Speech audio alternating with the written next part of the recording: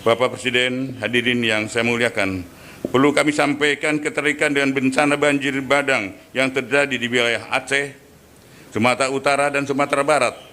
Satgas PKH telah melakukan identifikasi dengan temuan yakni sejumlah besar entitas korporasi dan perorangan terindikasi kontribusi terhadap bencana bandang, dan Satgas PKH telah melakukan klarifikasi terhadap 27 perusahaan yang tersebar di 3 provinsi tersebut.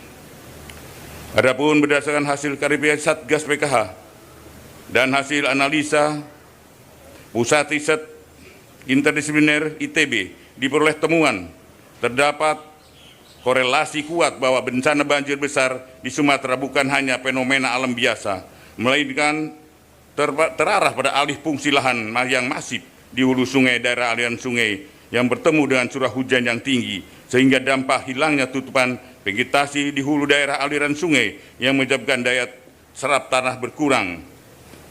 Aliran air permukaan meningkat tajam, hujan ekstrim, dan banjir bandang akibat volume air meluber ke permukaan.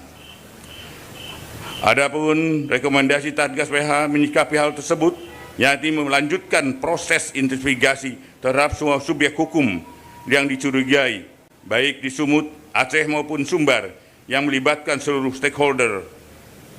Satgas PKH, Kementerian Lingkungan Hidup, Kementerian Kehutanan, Polri guna menyelamatkan langkah menghindari tumpang tindih pemeriksaan dan percepatan penuntasan kasus secara efektif sesuai dengan ketentuan hukum yang berlaku.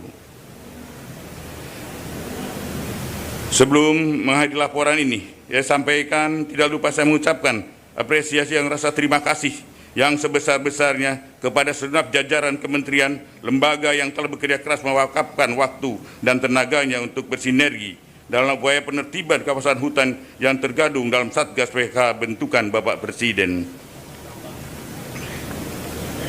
Hukum harus tegak dan penegakan hukum yang tegas diperlukan seluruh rangka penjaga stabilitas nasional.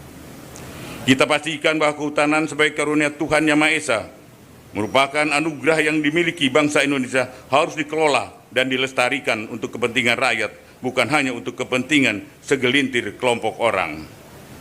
Demikian beberapa hal yang dapat saya sampaikan.